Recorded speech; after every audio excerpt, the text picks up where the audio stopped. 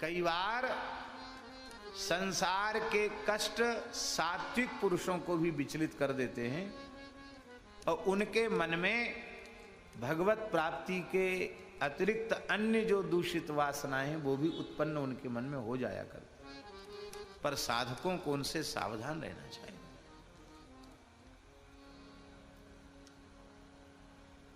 एक घटना सुनाए महाराज जी।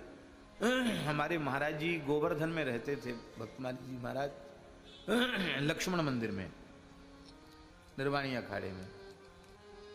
वहां एक साधु महाराज जी के पास रहते थे, अखाड़े की साधु थे।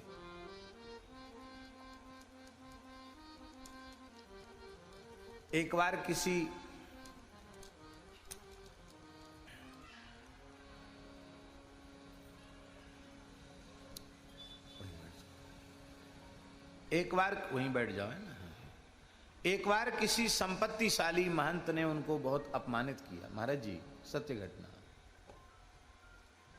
कई बार महंतों को भी बड़ी अपनी महंती की ठसक होती है। गरीब साधु का कई बार बड़ा भारी अपमान हो जाता। महात्मा अच्छे थे, बालकालीन संत थे, लेकिन उनका अपमान बहुत ज्यादा कर दिया। अच्छा मैं भी जमींदार बड़ा महंत बन के दिखाऊंगा, धनी मानी बन के दिखाऊंगा, ये वासना उनके मन में हो गई। गिरिराज जी में रह के साधन करते थे, महाराज जी के पास रहते थे, पढ़ते भी थे, व्याकरण भी पढ़ते थे महाराज जी। तो किसी महात्मा ने उनके ऊपर कृपा कर दी और हनुमान जी का कोई अनुष्ठान बता दिया। धन प्राप्ति के लिए वो हनुमान जी का अनुष्ठान करने लगे। 41 दिन का अनुष्ठान था। रात्रि में वो स्नान करके 11 साढ़े 11 बजे रात को बैठते थे और 3 बजे रात तक जपने का नियम था। उस समय जपते थे वो।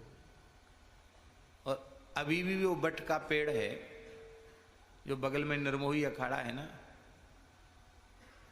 बल्लो बाबा वाला अखाड़ा, उस अखाड़े में जो बट का पेड़ है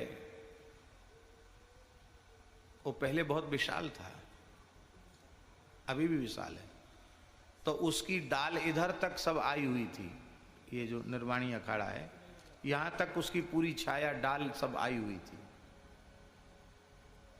तो उसी के नीचे बैठ के वो जप करते थे रात में एकांत के हिसाब से। एक आसन से जप करना था महाराज जी।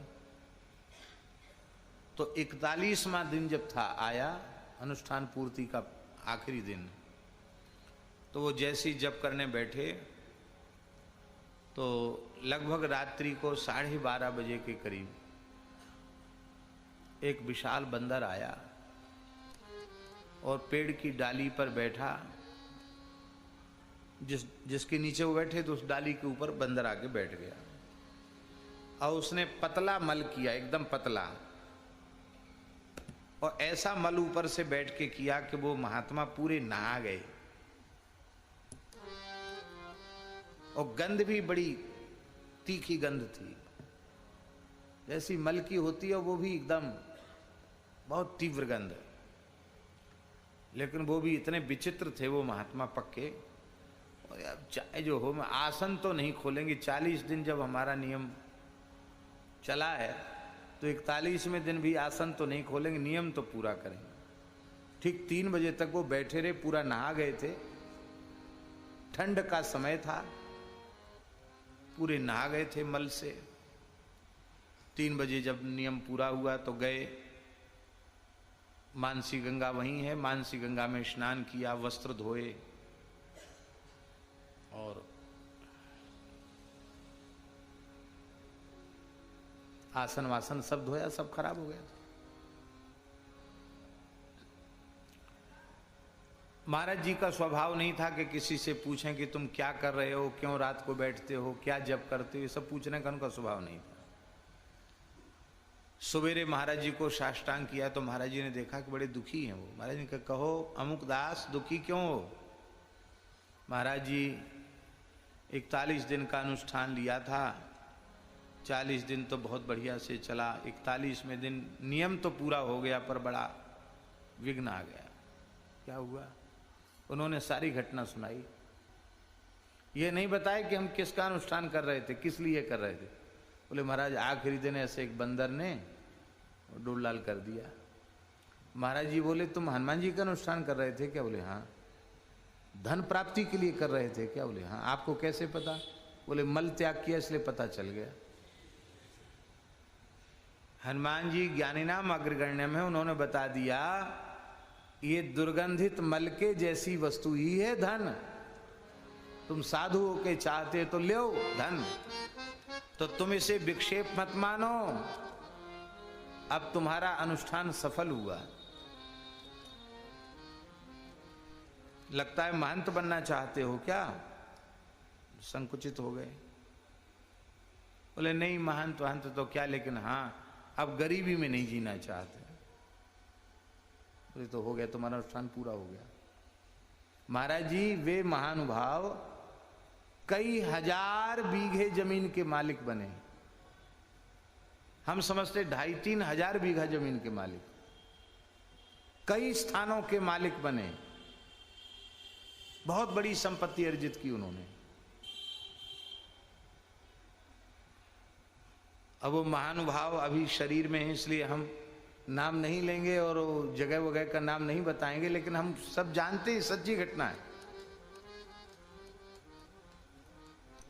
बहुत बड़े महंत हुए।